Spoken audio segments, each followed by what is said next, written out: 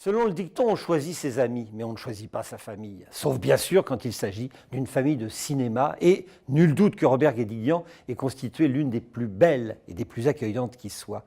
Cela fait 37 ans qu'il ajoute, bon an, mal an, un chapitre à ce qui s'avère être une saga sans égale. Ses Contes de l'Estaque et les films qui ont suivi, c'est ses Rougon-Macquart à lui, ou ses Plus belle la vie, si l'on préfère, qui se déroulent dans les mêmes lieux. Mais l'univers de Guédiguian est sans doute moins noir que celui de Zola, tout en étant aussi préoccupé par le social comme fondement du bonheur, et probablement moins futile que la plupart des séries télé formatées pour l'access prime time, comme on dit dans la langue de Molière. Les personnages de Guédiguian sont donc comme une famille que nous retrouvons régulièrement pour mesurer les morsures du temps qui passe et faire l'inventaire des raisons d'espérer encore. La Villa n'est sans doute pas son film le plus enjoué, c'est un euphémisme, mais c'est un film généreux, bouillonnant de sentiments nobles, même si personne n'est dupe de la dureté du monde. Un film qui nous tend les bras.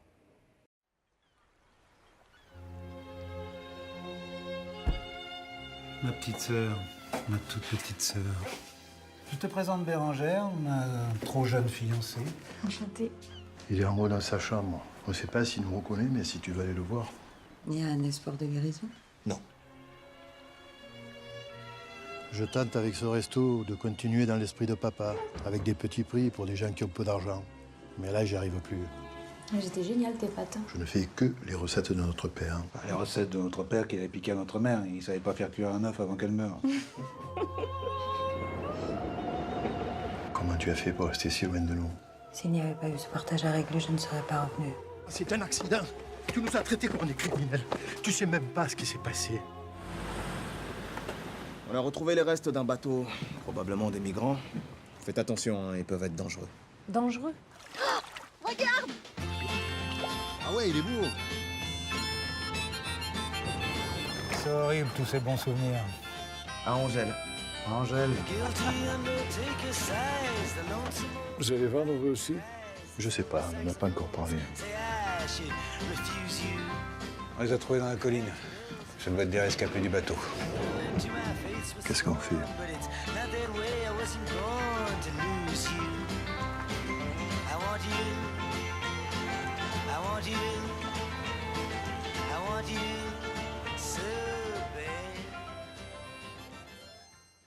La Villa est le 20e long métrage réalisé par Robert Guédiguian en l'espace de 37 ans, soit un film tous les 22 mois. Compte tenu du temps nécessaire au développement d'un projet, on peut dire que notre homme n'a pas chômé.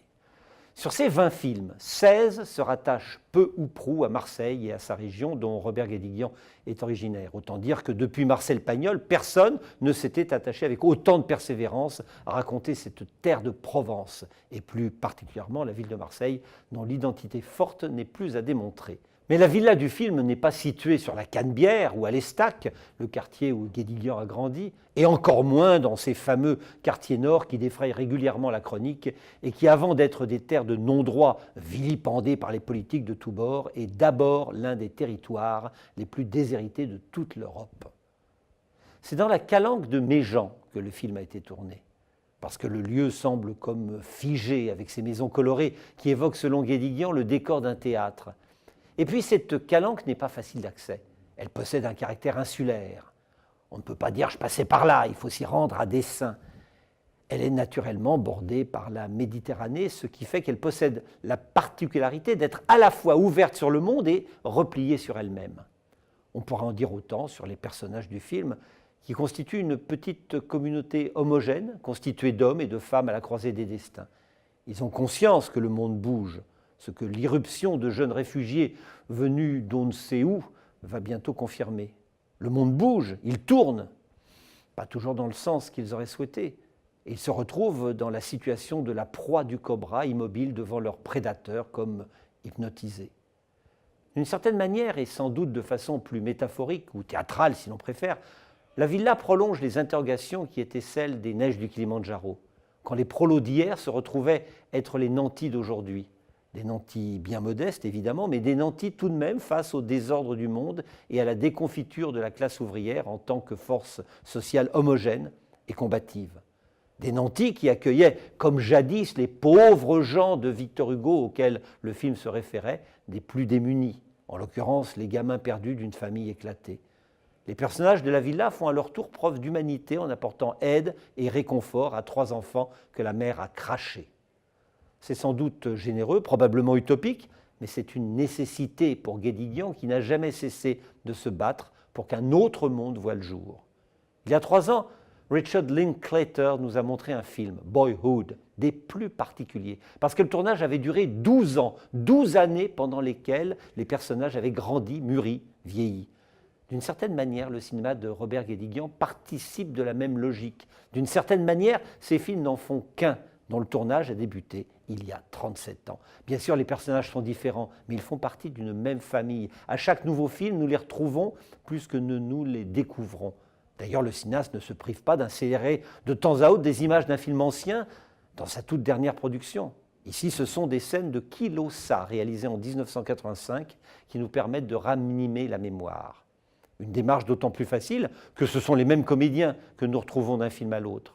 Ariane Ascaride, épouse et muse de Guédiguian, Gérard Mélan, le pote de l'école communale, sont là depuis le tout premier film, Dernier été. Jean-Pierre Daroussin a pris le train en marche, mais il est au générique de 16 des 20 films du réalisateur. Mais Jacques Boudet est également presque toujours de la partie, et sont venus s'ajouter depuis peu Anaïs de Moustier, Robinson Stévenin ou Grégoire Le Prince Ringuet.